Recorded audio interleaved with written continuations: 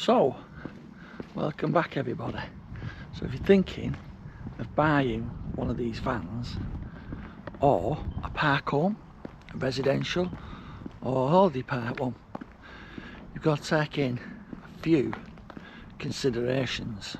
Right, as promised, I'm back. And it's not the usual sunny day at the park home, is it? So, just a few answers to your questions. The first thing, which was recommended by Tina, and I think it's a good thing, go on Facebook and have a look at Holiday Park Action Group. When you want to follow them, you've just got to tick a few boxes to agree with the terms and the conditions and take a look at that. One thing you've got to think of, most sites are over 50s. A lot of them are over 50s. So if you're not over 50, you might not even be entertained. Another thing, if you've got more than 2 dogs, most sites won't let you bring another dog. So it's usually 1 or 2 dogs. And when you first come on a site which basically hasn't been established, you still got to get used to having bits of this everywhere.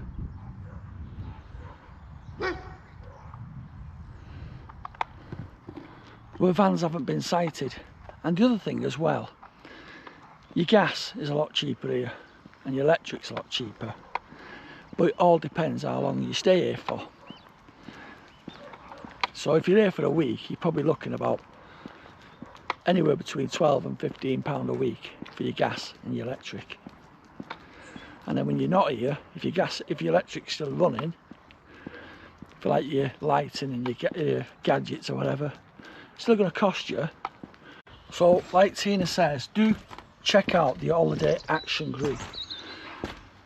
I'm just trying to go through now, so I have to have a look at my phone to see what people's put, so I can answer your questions. Where do you live? Not here. You wouldn't tell anybody where you lived. If I asked you where do you live, you wouldn't tell me. So it's like people telling, I wouldn't tell you exactly where we lived. I wouldn't even tell you where the park home is, because it's our bit of privacy. Next one, where can we find a good caravan park? And can we pay by instalments or cash up front the full amount? Is it warm during the winter? Well, the first answer is how to find a good holiday park. I would go to different places where you want to, in that area where you want to be. Have a look at local park homes or residential sites and see if there's one there what you like, but don't go off the owners. Go off the people that's there already. Ask as many questions as you can, and don't be scared of asking questions. Go around, don't just take 1 or 2 people, because they could be friends with the wardens or the people who own the site or whoever. So ask as many questions as you can, and don't feel silly asking them. If somebody comes and asks me questions, I'm gladly, I will help them. But I would honestly say ask as many people who are there, or if you can catch them there, or if it's residential and they're living there, ask them as many questions as you want. Don't be scared of asking questions. Pay monthly to buy one? No, you're better off being honest, trying to pay up front. You don't want to get a loan on one, and then obviously that's another bit of money coming out of your pocket each month. So you'd be better off purchasing one outright. Then that van is yours. You're not allowed more than 1 or 2 dogs, and I think it's 2 cats as well. So 1 or 2 dogs or 2 cats.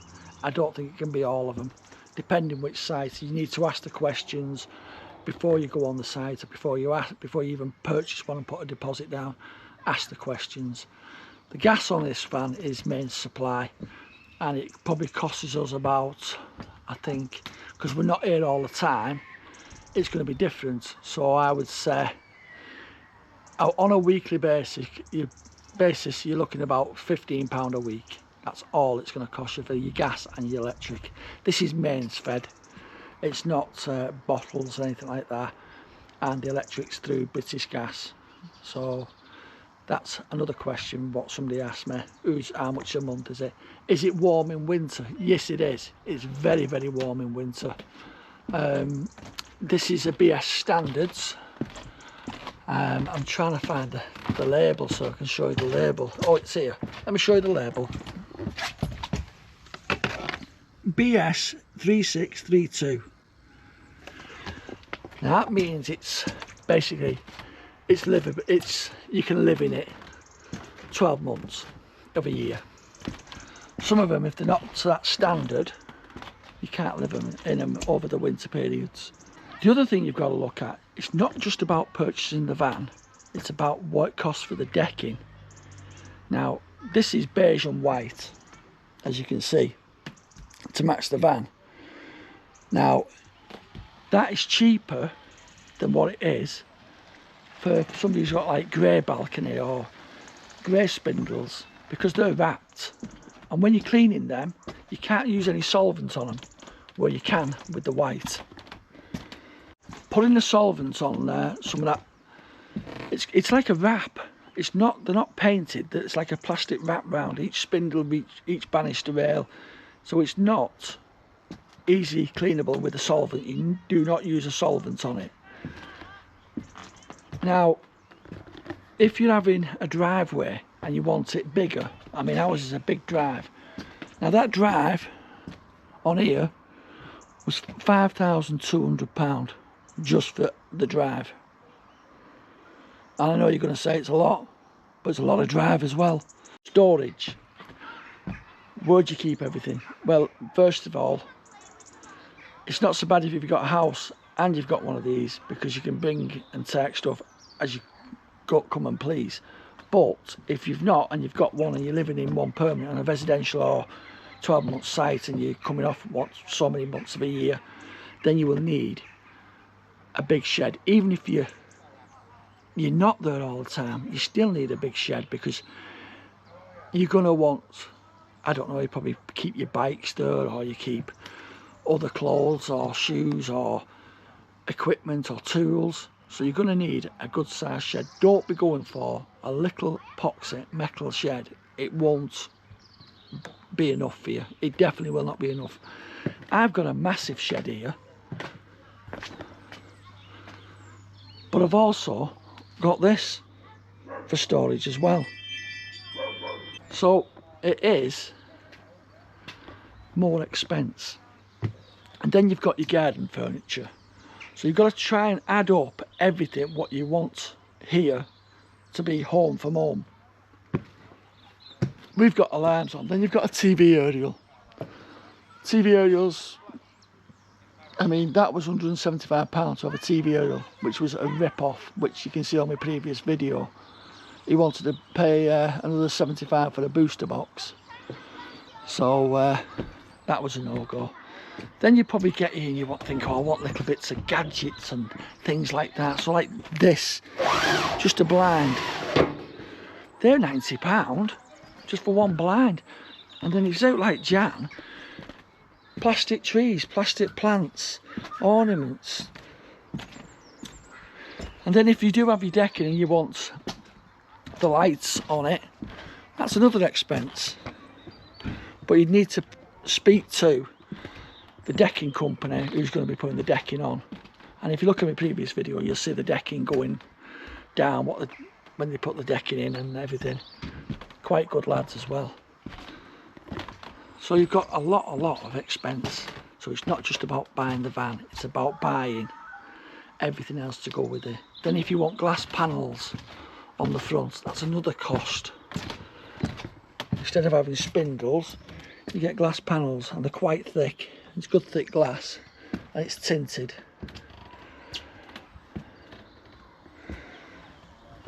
And then when you're not here, you need a window cleaner, don't you? So your van windows are always clean, otherwise you look round and you see other people's and they look dusty and dirty, and so you get a window cleaner. This costs us £10 a month. when we're not here, and then obviously we do it ourselves when we are here. So it's not too bad. And then you've got your maintenance of cleaning everything. I mean, I did a video the other day about cleaning this balcony rail, this banister rail and the spindles, and then you've got your decking to clean. So I'm just giving you all the negatives about it. So I'm going to give you a couple of positives. Positives are, it's a different community. As soon as you walk off and you go for a walk on the site or whatever, a 10-minute walk does become about an hour and a half. Everybody seems to help each other. Well, everybody does help each other. You make a lot more friends when you're at home and you're coming out your front door. You'll say good morning to your neighbour, or they might just wave at you and get in the car or whatever. Here, it's nothing like that. Good morning, my neighbours! Hey, fuck you! Yes! People basically stop and they talk to you. As soon as you drive on the site, you have that, people who knows and probably agrees with me, when you come on the site, you have that lift as if like you're on holiday straight away. Even if you like it's yours and you don't rent it out, you can't rent them out. These ones you can't anyway. But when you come, it's like a cloud lifts and it's like the sunshine comes out. Even though it's like a drizzly rainy day today, it still feels like you're on holiday. The strangest, weirdest feeling, whoever's got one and is watching this, they'll probably tell you the same feeling, agree with me or disagree with me. But the neighbours are totally. The other thing, you don't want to be coming down here and then having a bit of a break and then saying to yourself, oh, I've got to cut the grass when you're here. So the other thing is you've got to go for artificial grass. Like I say, that's another storage box. A seat, but still, it's a storage box. And then your ornaments in here. So it's all cost, so you've got to weigh up everything, not just about buying the van. It's about buying everything else, and that can soon mount up. So don't be just thinking that's what I want and I'm falling in love with that. You've got to think of all the costs of every single bit. Even go down to your cleaning products, a new Hoover, mop, bucket. Just put everything down in a list and work out then how much it costs, and then say, do you want to do it? Because it does cost quite a bit of money. It soon mounts up. Then your new bedding, got to get new bedding, haven't you? Then you might not like the curtains, what's in them. Even though they come furnished, you might not even like them. But then you've got to get new curtains. We've had blinds put in, even though there was no blinds in. They had them like roller blind things. We didn't like them, so we had vertical. Them, if you can see through there, we've had them slatted blinds. What do they call them?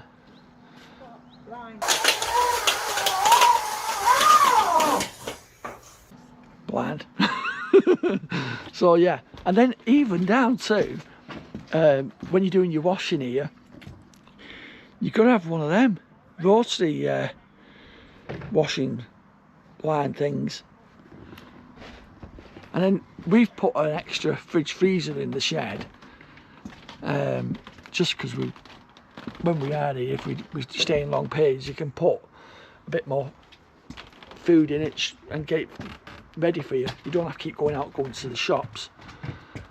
So it is a lot of expense, but I love my gadgets, don't I? So all I've done is put basically lock on, security cameras, not because we need them, it's because I like my gadgets, and that's the only reason why we've done it. Then you want these solar pipe lanterns and things like that, and like I said, stones along the front. And your little ornaments. Everything costs money. Everything.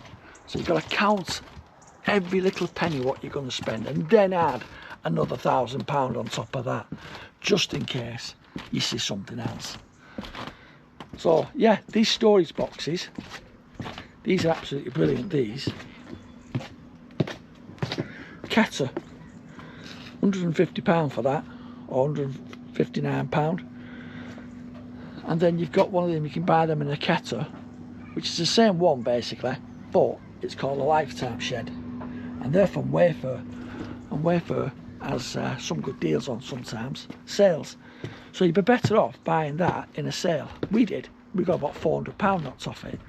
So it's a big difference and a big bit of money in your pocket to go and buy something else.